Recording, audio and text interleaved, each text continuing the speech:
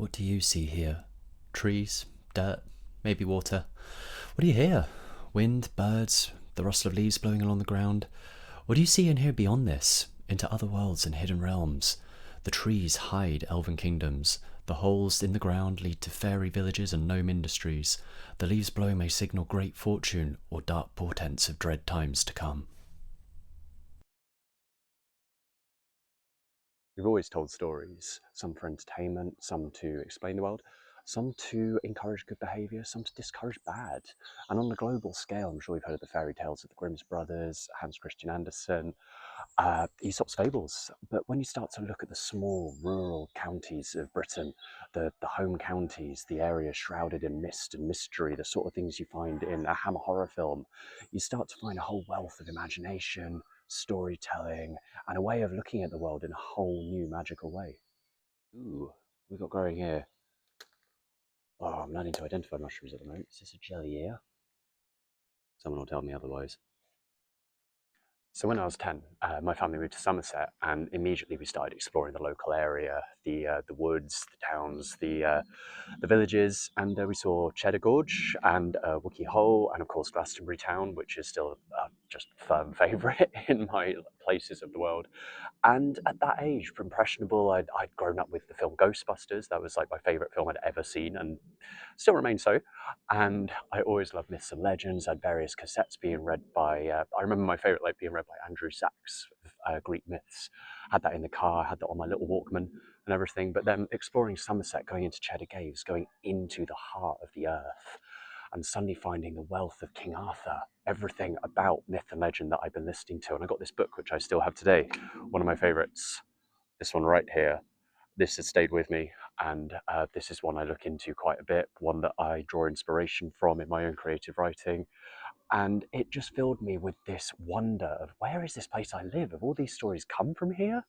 And then when I went into my teens, me and a few of my friends started discovering late night horror films, B movies, things like that. And before you know it, we discovered Hammer Horror, which is all in, as I said, the home counties. And suddenly it's brought to life this feeling of what is this place? So to me, folklore, it's the thing that captures your soul, your heart, and starts to help you make sense of the world around you.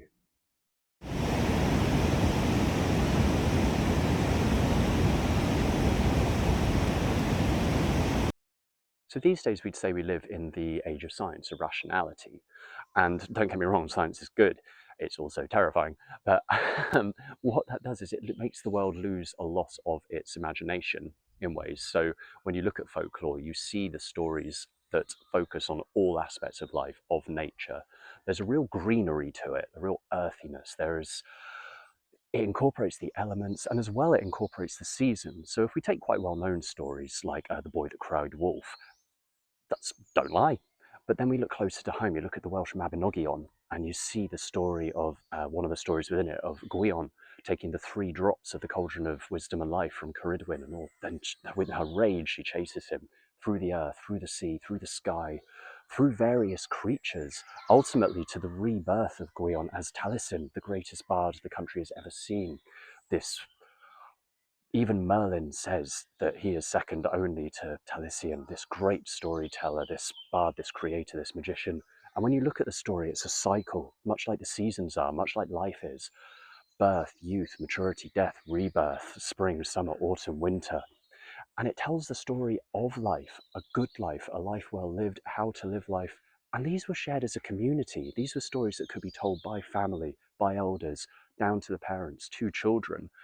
And this is something we've lost as well. Life stories told through a sense of connection and community. Going into one of my favourite bits now, and it always is just like crossing this threshold as it suddenly goes from green right into woodland, like this barrier between our world and the next, the mythical, mystical underbelly of the world.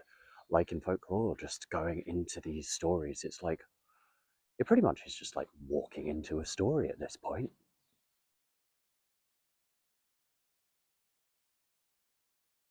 Just going about trying to find somewhere to sit away from dog walkers because it's such a lovely day. And it feels like one of the first really warm days of the year after what's been such a wet start. And it's just so nice to see people out smiling, the real first stirrings of spring in the air. Things are growing, things feel alive again. And that's a big part of folklore, that connection, that aliveness, that being one with nature, telling stories about it. And when you get out of the towns and the cities, you really start to feel that again. There's that almost pre-industrial revolution ness comes back to us. And there's a quote from Alan Watts, actually. He says, like, you don't come into the world, you come out of it. And he gives the comparison of an apple tree growing apples. So an apple tree apples, the world peoples. It's remembering that we are a part of nature, and that's the storytelling. And what with the coming of spring, it's almost like we're waking up again. It's like I was saying before about that wheel of the year. We're getting to that bit of youth, vibrancy, and we're approaching the spring equinox on March 21st, which I'll do a separate video about. I intend to do ones about each of the 8 yearly seasonal celebrations.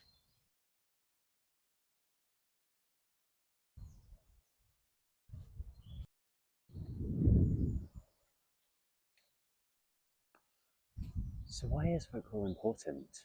Well, it brings together this sense of community, of belonging, of cultural identity, and you find this all over the world. Various different cultures, various different countries, various bits of continents. They will have their origin stories. They will have their own amazing folklore. And I'm just focusing on Britain because it's where I'm from. So to me, it's play, it's fun, it's the passing of ideas, it fosters imagination, it can bring wonderful ways of trying to explore the world. It can bring fascinating ways of looking at danger as well. So don't go out on the dark, stormy night, otherwise Woden or Herne the Hunter on the Wild Hunt will get you, that kind of thing. And then the beautiful ways of just bringing people into a sense of shared storytelling. So much like right now, you could see this would be an ideal place just to sit down with people and just tell stories, maybe about your day, about your week, about your year, what your grandma did, all that kind of thing.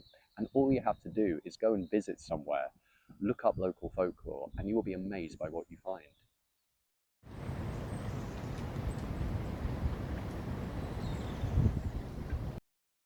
I want to encourage people to open their eyes to a more connected way of viewing the world and understanding our place in it.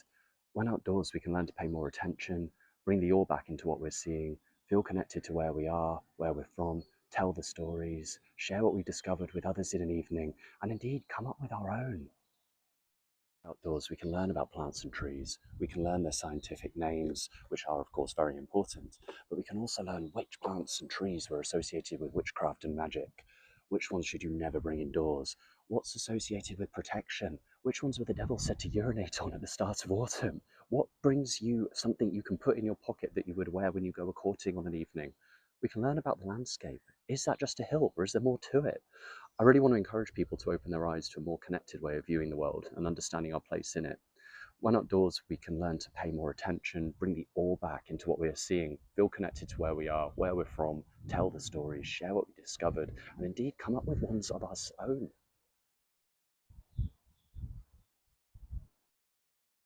So today really has been an overview of folklore, my experience of it, my views on it. I'm not a scholar, I'm not an expert. If any of you are and you have any helpful tips, bits of advice, please leave them in the comments. And it is important for Awen Outdoors to be part of folklore, part of community, to be aware of it, because when we go out for walks, when we go forest bathing, I will be bringing that into what we do.